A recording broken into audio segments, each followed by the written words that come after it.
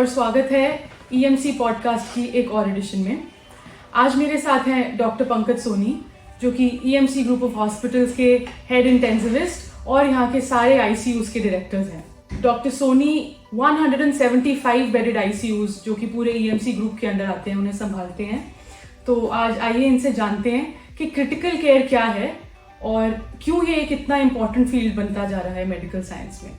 Sir, आप 175 ICU संभालते हैं, आपके पास पोस्ट ग्रेजुएट स्टूडेंट्स आते हैं अपनी क्रिटिकल केयर की पढ़ाई करने के लिए, इतने आपके पास क्रेडेंशियल्स हैं, आपने किताबें लिखी हैं, आप बहुत एक्सपीरियंस भी है इस फील्ड में।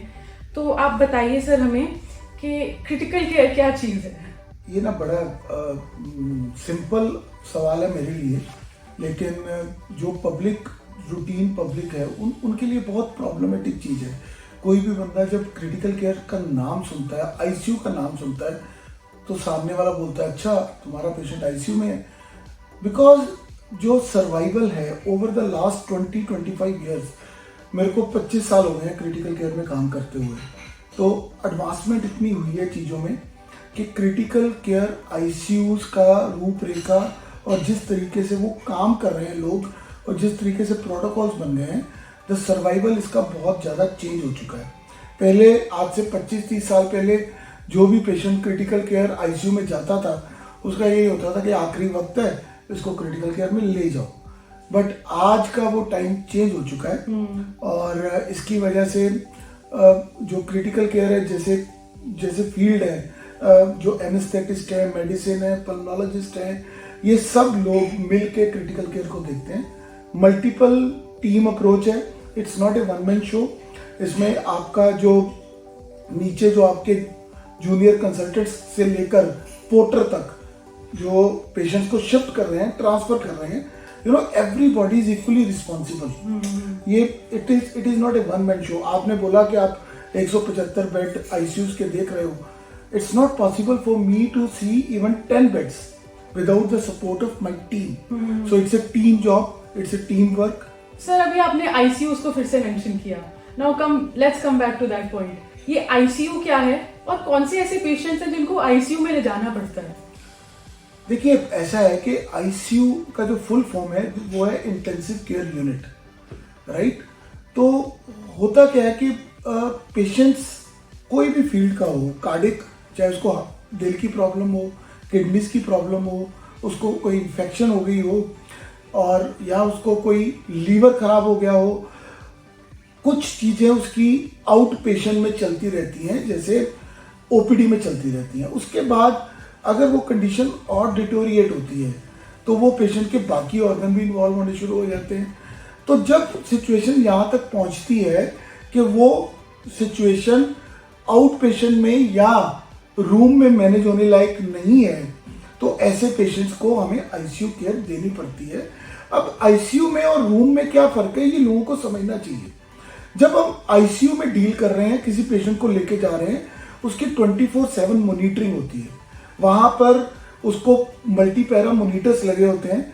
अगर हमें कोई लाइंस डालने की ज़रूरत होती है, अगर हमें कोई किसी भी डायलिसिस की ज़रूरत है, किसी भी तरह के वेंटिलेटर की ज़रूरत है, किसी भी तरीके से हमें ब्रोंकोस्कोपी, एंडोस्कोपी, तो वो आईसीयूज के अंदर हो सकती है। ये चीज़ें सब पेशेंट अगर हॉस्पिटल में एडमिट है तो रूम में पॉसिबल नहीं है। तो इसलिए ये वो पेशेंट्स जो लोग रूम में मैनेज नहीं हो सकते, उनको आईसीयू केयर की ज़रूरत होती है। ये तो क्लियर है सर कि बहुत ही ज़्यादा जो पेशेंट सिक हो चुके हैं या उनको बहुत ही कंटिन्यूस मॉनिटरिंग की ज़रूरत है, उनको आईसीयू में ले जाया जा रहा है। बट अब हमें ये बताइए कि ऐसी कोई स्पेसिफिक कंडीशंस हैं, ऐसी कोई स्पेसिफिक मेडिकल कंडीशंस या कोई ऐसे सिम्टम्स देखे जाएं जिनके तहत आप डिसाइड करते हैं कि अब ये पेशेंट आईसीयू में शिफ्ट किया जाए? देखिए, वो जो मेडिकल कंडीशन आपने बहुत अच्छे से खोद के निकाला है मेरे मुंह से, जो आप जानना चाह रहे हैं। किसी का ब्लड प्रेशर कम हो गया, अगर हम बिल्कुल सिंपल लोगों की लैंग्वेज में ले लें, ब्लड प्रेशर बहुत ज़्यादा कम हो गया, ऑक्सीजन बॉडी की सैचुरेशन कम हो गई, जैसे आपने कोविड में भी देखा ना, ऑक्सीजन सैचुरेशन जिनकी बहुत कम होती है उनको आईसीयू एडमिशन की जरूरत पड़ती है। किसी का हार्ट रेट बहुत बढ़ गया, ये सिम्टम्स हैं बॉडी के जो डिफरेंट ऑर्गन्स की प्रॉब्लम की वजह से आते हैं। तो प्रैक्टिकली ये जो सिम्टम्स है अगर किसी लेमैन को पड़ते हैं तो may be that patient may require ICU care. और जब एक बार आईसीयू में पेशेंट चला जाता है तो I think one thing that stands out, जो एक बहुत ही डिफाइनिंग कैरेक्टर रहता है आईसीयू का, वो होता है एक वेंटिलेटर। और ये हम सबने सुना है कि वेंटिलेटर एक बहुत ही ड्रेडेड चीज़ भी रहती है। तो अब ये बताइए सर कि ये वेंटिलेटर क्या है और वेंटिलेटर पे क्यों पेशेंट्स को डालने की ज़रूरत पड़ती है? देखिए, आपने जो ड्रेडेड बोला है ना, मैं उससे बिल्कुल इत्तेफाक नहीं करता। Actually ventilator is a life saver, ठीक है। Ventilator is not a treatment. वो कोई ट्रीटमेंट नहीं कर रहे हैं हम। जब हम किसी पेशेंट को वेंटिलेटर पे डाल रहे हैं, it is the artificial support we are giving, because उस टाइम के ऊपर बॉडी वो काम करने के लायक नहीं है जो उसको करना चाहिए था, लेकिन वो चीज में भी करेक्टेबल है। और अगर हम अंडरलाइन बीमारी को करेक्ट कर लेते हैं तो वो वेंटिलेटर उतर जाता है। तो वेंटिलेटर इज बेसिकली जो काम बॉडी नहीं कर पा रही, it's a artificial support system which is being provided to the patient. Ventilator के लिए डर नहीं होना चाहिए, वेंटिलेटर से डरो मत। ये एक मेरा बड़ा क्लियर मैसेज है, बिकॉज सी हर टाइप की condition, specifically the younger age group, specifically the patients like who are having one organ involvement, अगर ऐसे पेशेंट्स को वेंटिलेटर पे डाला जाता है तो success rate is more than 80-90%। Multi organ जहां पे इन्वॉल्व हो जाते हैं, मल्टीपल ऑर्गन्स, तो मे भी वेंटिलेटर हेल्प जरूर करता है, उसमें भी 30-35%। And it's a huge, medical terminology में अगर कोई आईसीयू के अंदर हम 40-45% सर्वाइवल ले रहे हैं तो ये बहुत बड़ा है। बिकॉज इसका मतलब है कि 10 पेशेंट जो वेंटिलेटर पे जाएंगे उनमें से 5 पेशेंट सर्वाइव करेंगे, which is a huge thing. Sir आपने जो 80-90%, 80-90% सक्सेस रेट बोला है वेंटिलेटर का, I am very happy to know that. But बावजूद इसके मैंने जो ड्रेडेड वर्ड यूज़ किया था शुरू में, वो इसलिए था क्योंकि हमने अक्सर सुना है लोगों में ये बात कि पेशेंट हमारा ठीक नहीं था या मर चुका था शायद, तब भी वेंटिलेटर पे रखते हैं। तो ये जो डर है ना लोगों में वेंटिलेटर को लेके, उसको क्लियर करने के लिए आप हमें कुछ बताइए। देखिए, ऐसा है कि ये ना एक पहले तो मैं आपको करेक्ट करूं कि जो 80% जो मेरा बोलने का कारण कुछ था, वो कुछ परसेंटेज ऑफ पेशेंट्स ही हैं। सब में 80% सर्वाइवल नहीं होता। वो परसेंटेज है, जैसे कोई पॉइजनिंग का पेशेंट आ गया, या सिंगल ऑर्गन इन्वॉल्वमेंट, उसको छोड़ देते हैं। अभी आता है, आपने जो बात कही ना कि ये ना अक्सर हम लोग सुनते हैं, सब लोग, ये this is one of the most common reason of के वायलेंस अगेंस्ट डॉक्टर्स, कि इसमें कसूर पेशेंट का भी नहीं होता, रिलेटिव्स का भी नहीं होता। इसमें जो कम्युनिकेशन रहता है ना, वो बहुत इंपॉर्टेंट रहता है। आज मैं एक चीज बड़ी क्लियर करना चाहता हूं कि कोई भी डॉक्टर, कोई भी हॉस्पिटल ऑल ओवर वर्ल्ड किसी भी डेड बॉडी को वेंटिलेट नहीं कर सकता। उसका कारण है, उसका ये कारण है, हमारी जब बॉडी डेड हो जाती है, हार्ट बीट चलनी बंद हो जाती है, तो हमारी बॉडी के अंदर बड़े रासायनिक चेंजेस आते हैं। ऐसे चेंजेस आते हैं, मेटाबॉलिक चेंजेस आते हैं, जो अल्टीमेटली वो बॉडी को बिल्कुल अकड़ा हुआ बना देते हैं। लाइक राइगर मोटिव्स हमारी लैंग्वेज में बोलते हैं। तो this starts after 7 to 8 hours and with in 24 hours वो बॉडी पूरी अकड़ जाती है। तो इट इज नॉट पॉसिबल कि कोई बंदा डेड बॉडी को वेंटिलेट कर सके।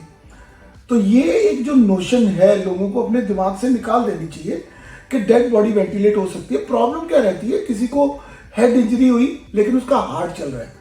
अकॉर्डिंग टू मेडिकल प्रोफेशन, जब तक हार्ट चल रहा है हमारे लिए पेशेंट अलाइव है। हो सकता है उसकी ब्रेन की कोई एक्टिविटी ना हो, लेकिन डेड बॉडी को वेंटिलेट नहीं किया जा सकता। Thank you for that clarification sir. Moving on, Covid के बाद से हमने ऐसा देखा है कि जो critical care as a field है, इसको एक नया मुकाम मिला है कोविड के बाद के समय में। तो आपकी इसके बारे में आपकी क्या राय है?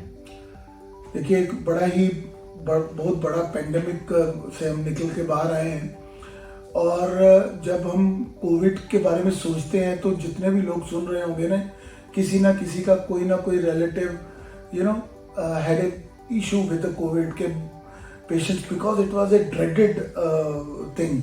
वायरल इन्फेक्शन जो थी वो लंग्स को पकड़ रही थी, पेशेंट वेंटिलेटर पे जा रहे थे, ऑक्सीजन नहीं मिल रही थी। लेकिन वो सारे सिनेरियो के अंदर जो एक कम्युनिटी डॉक्टर्स की जो फ्रंट पे खड़ी थी वो क्रिटिकल केयर वाले थे। तो जिन लोगों ने मतलब we lost around 1500 doctors all over India, ये ऑफिशियल फिगर है, अनऑफिशियल इससे ज़्यादा होगी। वो हम कोविड से लड़ते लड़ते वो शहीद हुए हैं बेसिकली। बिल्कुल। वो मरे नहीं है, वो शहीद हुए हैं, क्योंकि उस टाइम के ऊपर जब आप उन पेशेंट्स को डील कर रहे हो, वहाँ पे हमारे पास तीन प्रॉब्लम्स थी। एक, पेशेंट को बचाना, ऊपर से खुद को बचाना, और ऊपर से जो सबसे बड़ी प्रॉब्लम थी इंफ्रास्ट्रक्चर, ऑक्सीजनेशन, ये सब। तो ये टाइम के अंदर देन पीपल रियलाइज कि ये क्रिटिकल केयर एक आयाम है, ये एक साइंस है बहुत बड़ी। तो यस, कोविड ने डेफिनेटली इंटेंसिविस्ट को, क्रिटिकल केयर स्पेशलिस्ट को एक अपनी पहचान तो दी है। बिल्कुल। एंड सर फाइनली कोई लास्ट मैसेज हमारे सभी व्यूअर्स के लिए आपकी तरफ से?